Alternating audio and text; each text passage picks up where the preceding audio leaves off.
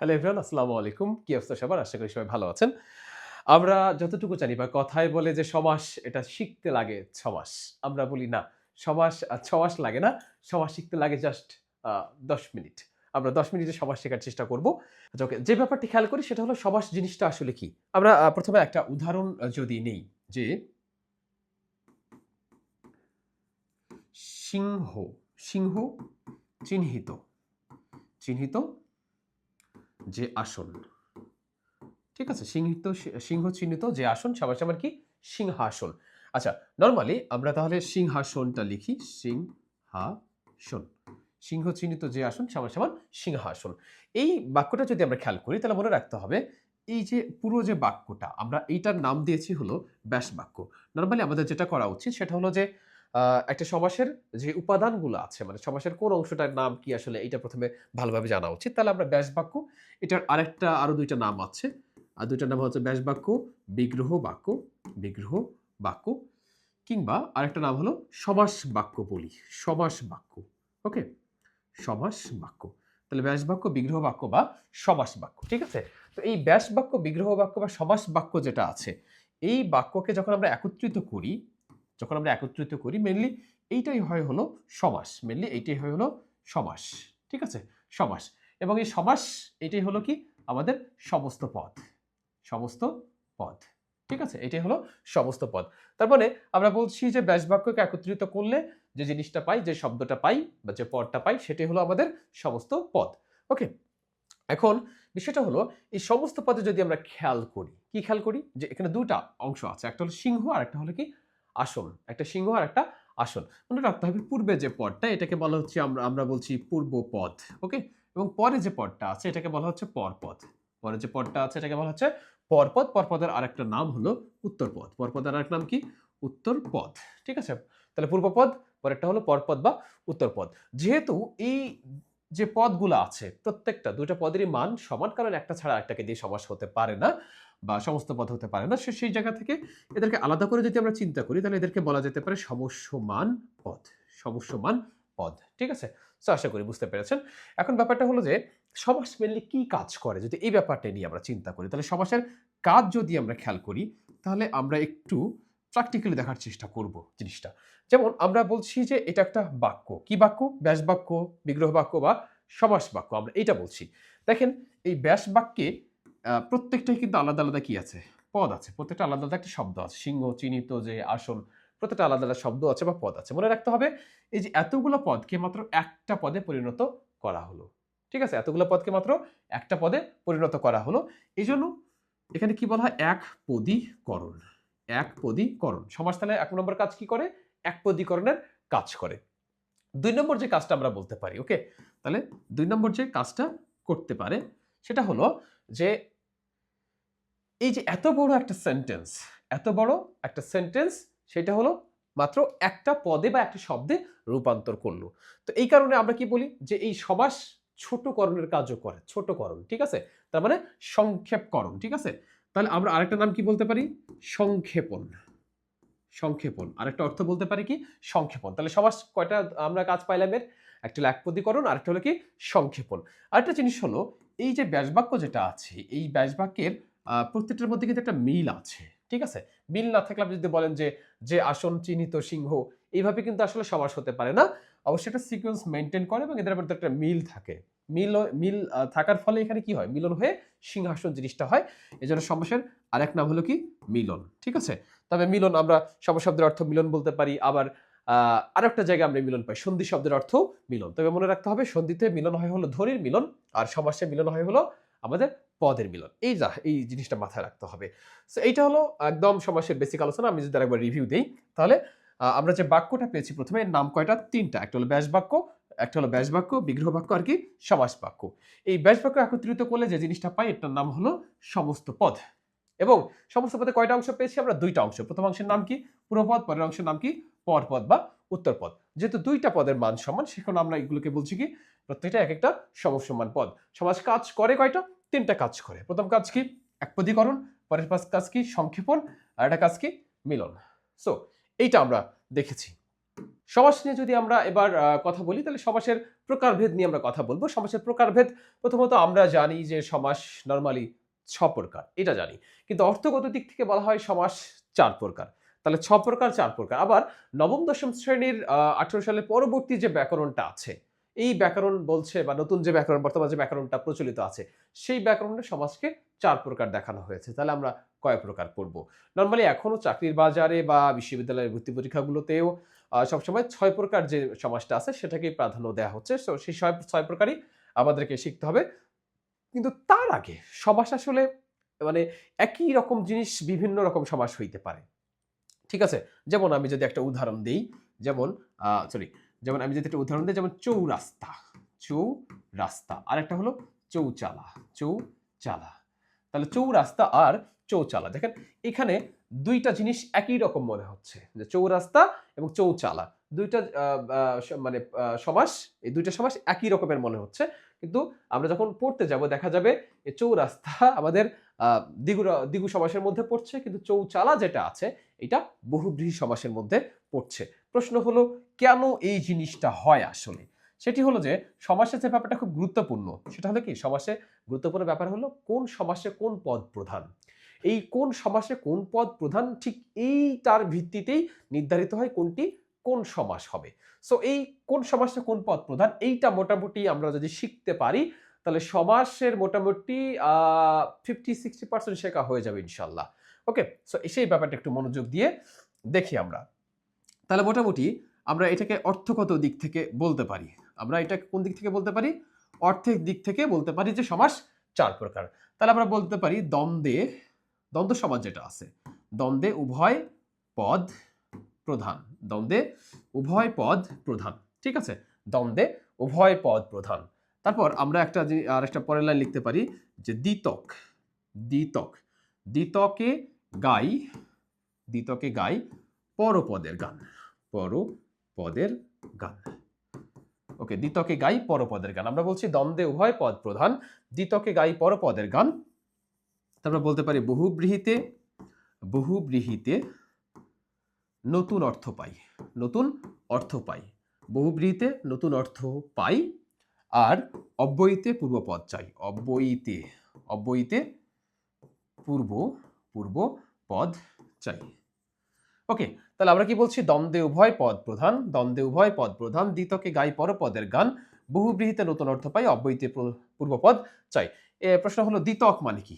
এই কয়েকটার মানে যদি বলি তাহলে দ্বিতক, দ্বিতে হলো দ্বিগু, সরি দ্বিতে হলো কি দ্বিগু, দ্বিতে দ্বিগু।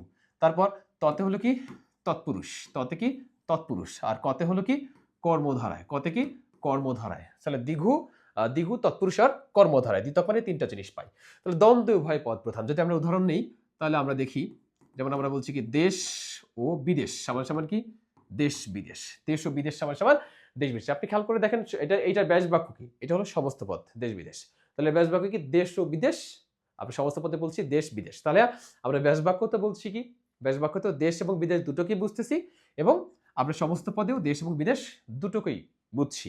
তো সেই জায়গা থেকে আসলে যদি যে সমাসের মানে ২টা পদই প্রধান, ওই সমাসে সে সমাসের উভয় পদই প্রধান, ঠিক আছে, পূর্বপদ পরপদ উভয় পদই প্রধান, সেটাকে আমরা কি বলছি? দ্বন্দ্ব সমাস। ঠিক আছে? সো আমরা আশা করি এটা নিয়ে কোনো প্রবলেম হবে না। যেমন এটা আরেকটা উদাহরণ, মা ও বাবা সমান সমান মা বাবা। ঠিক আছে? ওকে, তারপর দ্বিতকে গাই পরপদের গান, এইটার ক্ষেত্রে যদি আমরা আসি, এটার ক্ষেত্রে আমাদেরকে ৩টা উদাহরণ নিতে হবে। প্রথমত যদি দ্বিগুর একটা উদাহরণ নেই, যেমন সপ্তঋষির সমাহার সমান সমান কি সপ্তর্ষি, ৭ বা সপ্তঋষির সমাহার সমান সমান কি সপ্তর্ষি, সপ্তর্ষি। ঠিক আছে? সপ্তর্ষি।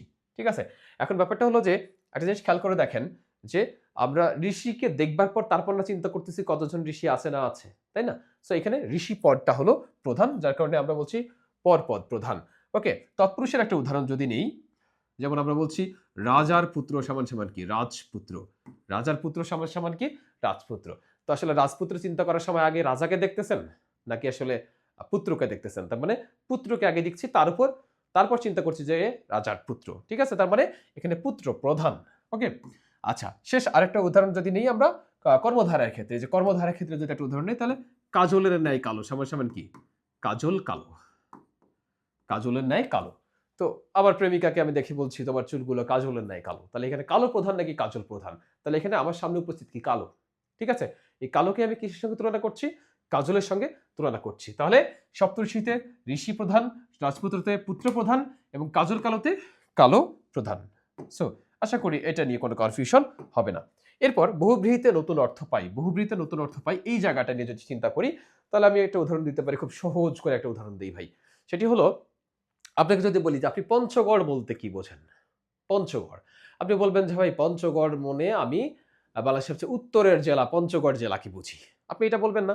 কিন্তু পঞ্চগড়ের ব্যাস বাক্য যদি আমরা করি, পঞ্চগড়ের ব্যাস বাক্য যদি আমরা করি, পঞ্চগড় এর ব্যাস বাক্য যদি করি তাহলে আপনি বলবেন ৫ গড় যার, ৫ গড় যার সমান সমান পঞ্চগড়। তার মানে ৫টা গড়কে বুঝতেছেন নাকি একটা জেলাকে বুঝতেছেন?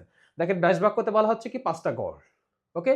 কিন্তু আপনার সমস্ত পদে বলা হচ্ছে কি পঞ্চগড়, একটা জেলাকে বুঝতেছেন। সুতরাং মনে রাখতে হবে এই বহুব্রী সমাসে, এই বহুব্রী সমাসে এই ব্যাস বাক্য এবং সমস্ত পদ দুটোর অর্থ আলাদা আলাদা হয়। সে পূর্বপদ পরপদ কারোরই অর্থকে গ্রহণ করে না, সম্পূর্ণ নতুন একটা অর্থ আসে। ঠিক এখানে যেমনটা ঘটেছে এরকম একটা উদাহরণ যদি বলি আমরা, যেমন ৩ তার যার, ঠিক আছে, ৩ তার যার সমান সমান কি সে তার।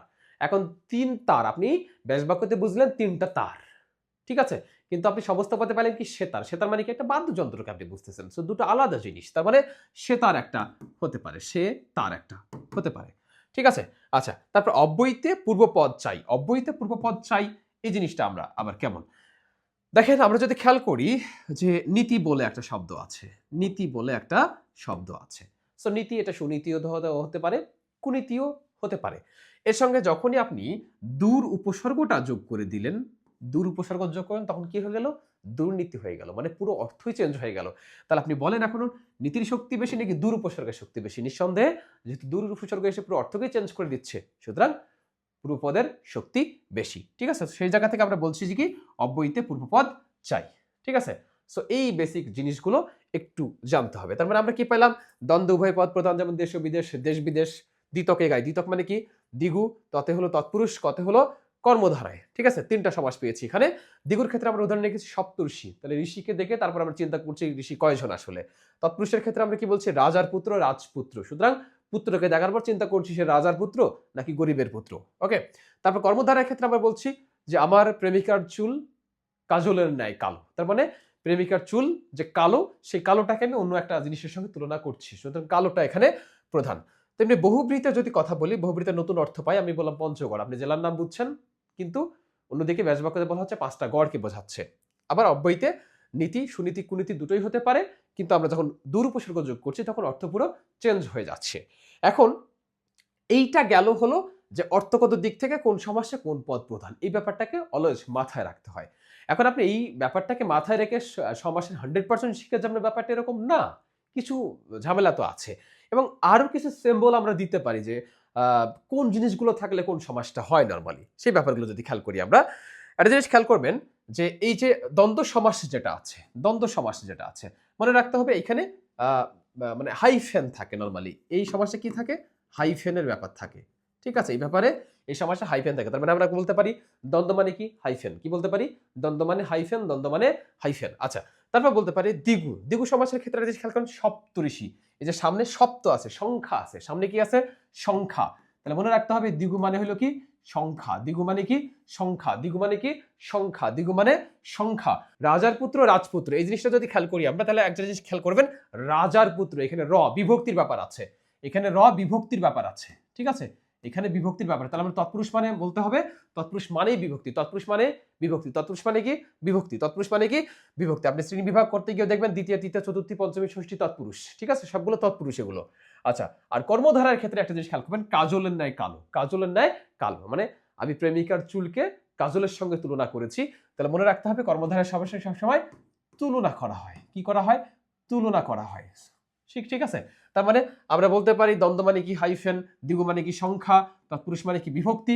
কর্মধারা মানে কি? তুলনা। কর্মধারা মানে কি? তুলনা। কর্মধারা মানে কি? তুলনা।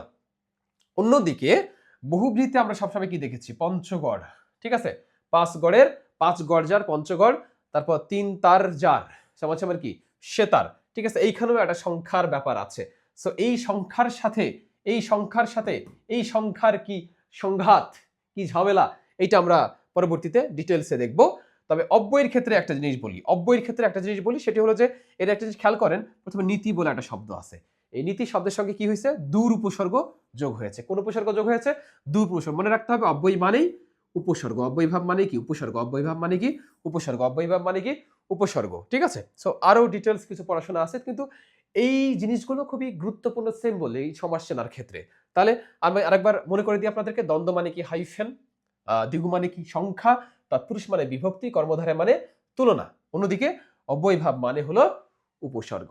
সো আশা করছি সমাসের একটা বেসিক স্ট্রাকচার বা বেসিক কিছু সেন্স আমরা দিতে পেরেছি এই ভিডিওতে।